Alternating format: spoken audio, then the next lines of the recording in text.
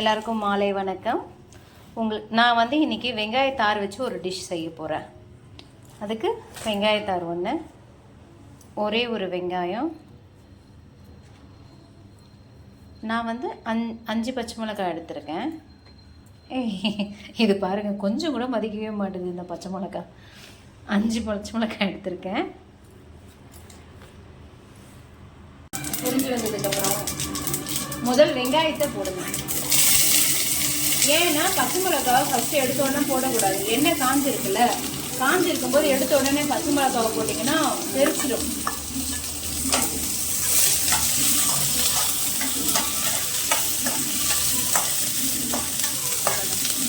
இதுக்கு ரொம்ப வதக்கக்கூடாது.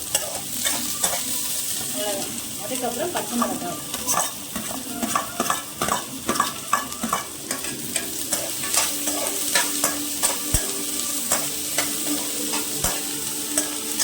மிளகாய் நல்லா வதக்கணும்.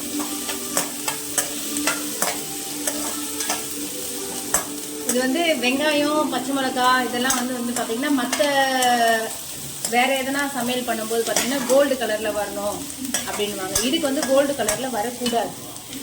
வெங்காயத்தாரை போட்டணும். வெங்காயத்தாரை வந்து நறுக்கிறதுக்கு முன்னாடியே கழுவிடுங்க. கீரையும் வெங்காயத்தாறு இந்த மாதிரி இருக்கிற இதுவெல்லாம் பச்சையத்தெல்லாம் வந்து நறுக்கிறதுக்கு முன்னாடியே கழுவிடணும். கோஸு, வெங்காயத்தார், கீரை, பொரியலுக்கு கட் பண்ணுற கீரை, இது எல்லாம் அவ்வளோதாங்க. ரொம்ப வதங்கக்கூடாது. இந்த அளவு போதும். இதை வந்து கலர் வந்து மாறாமல் நமக்கு வந்து எப்போவுமே பச்சையாகவே தெரியணும் அப்படின்றதுக்கு நம்ம ஒரே ஒரு சிட்டிகை சர்க்கரையை போடணும். ஒரு சிட்டிகை சர்க்கரையை போட்டு வதக்கி விட்டணும். வதக்கி விட்டோம்னா கலர் மாறவே மாறாது. நம்ம வந்து கொஞ்சமாக சால்ட், சின்ன ஸ்பூன் வச்சுக்கோங்க. சின்ன ஸ்பூன் வச்சிங்கன்னா தான் உங்களுக்கு தெரியும். இந்த மாதிரி இது வந்து பார்த்தீங்கன்னா நம்ம காஃபி கிளாஸ் இருக்குல்ல, காஃபி கிளாஸில் 2 கிளாஸ் அளவு.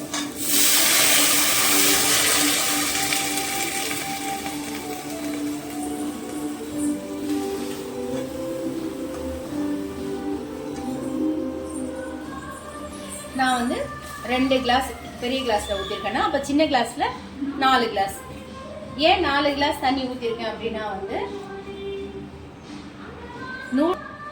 ஏன் 4 கிளாஸ் ஊற்றிருக்கேன்னா நூடுல்ஸ் பேக்கெட் வந்து 2 வாங்கியிருக்கேன்.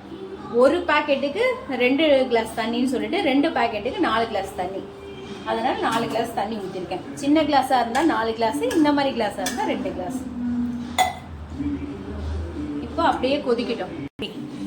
இந்த மாதிரி கொதி வந்தோடனே உங்களுக்கு தேவைன்னா பெப்பர் தூள் கொஞ்சம் லைட்டாக போட்டுக்கோங்க. வேண்டாம்னா வேண்டாம்.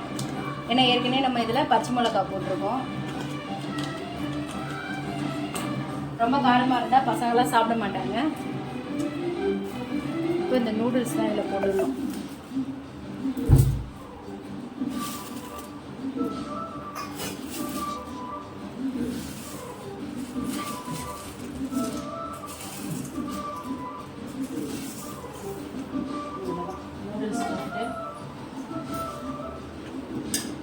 இங்கே பாருங்கள், நூடுல்ஸ் ஃபுல்லாக முழுகி இருக்கணும், மேலே தண்ணி இருக்கணும்.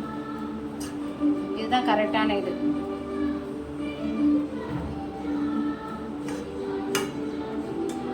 இப்போ கொஞ்ச நேரம் அப்படியே இருக்கட்டும். பாருங்க, கரெக்டாக தண்ணி கரெக்டாக இருந்தது. இப்போ சாப்பிட போகிறோம்.